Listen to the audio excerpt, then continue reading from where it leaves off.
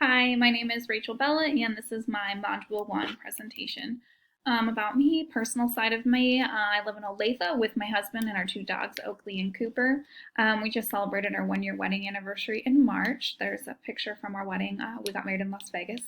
In my free time, I enjoy reading, baking, and spending time with my nephews and my one little niece.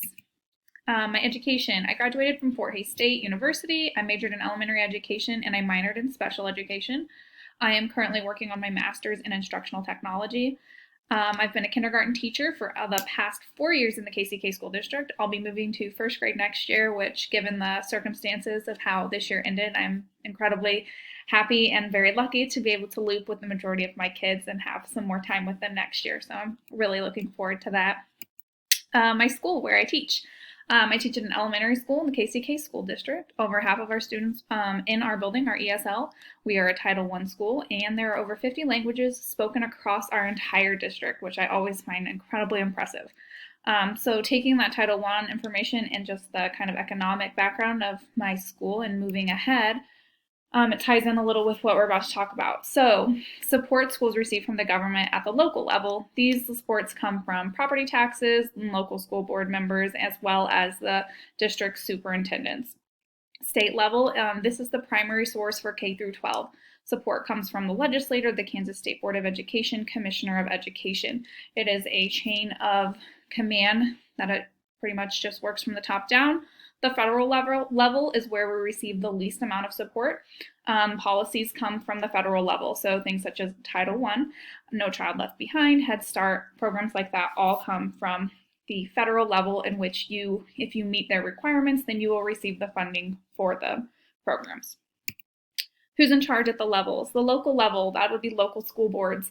These are unpaid elected members who serve their district, and superintendents, which are hired by the school board, and they serve their role in a paid position. Their duty is the day-to-day operations, and then they bring the policies and ideas to the school board that the board then either approves or denies, and then moves forward with. And then if they are passed, then it is the superintendent's job to oversee those policies that were brought to the board that passed. State level legislator, it's a paid position. Kansas Board of Education, it is made up of 10 members broken up by the constituent districts, unpaid positions. The Commissioner of Education, who's currently Randy Watson, it's a paid position, carries out policies and programs from the State Board of Education. So anything that comes from the State Board of Education and comes down to him, essentially the same way that it works with the local Board of Education and your superintendent. So then those policies, it is then his job to make sure they are carried out correctly, and he oversees them. Federal level, Betsy DeVos is currently the United States Secretary of Education.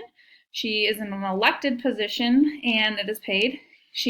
Her job is to enact the policies and determines the funding for federal programs, but they do not have control over the nation's public schools.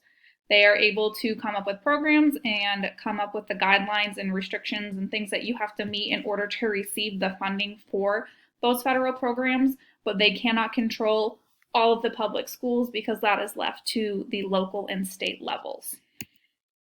Looking at this, which of the 3 levels of the government have the most influence over the following?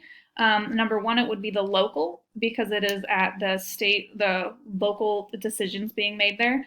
Component 6.2 is the state, and component 6.3 is federal, because that is when they were coming up with more of the ideas and branching outward from there. How does this all support the educational success and well-being of each student and adult? It allows for states to choose what's best for them.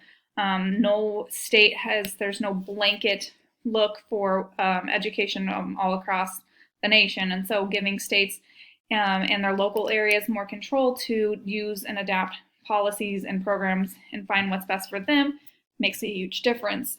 For example, where I am at, in KCK, we have a very much so lower income population compared to neighboring districts such as Shawnee Mission and Blue Valley.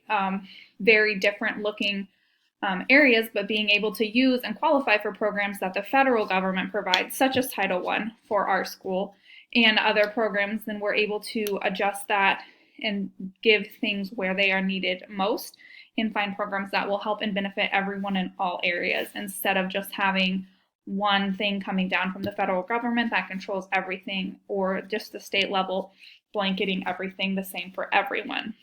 It results in education that is best fitted to the students and adults in that area. And last are the references.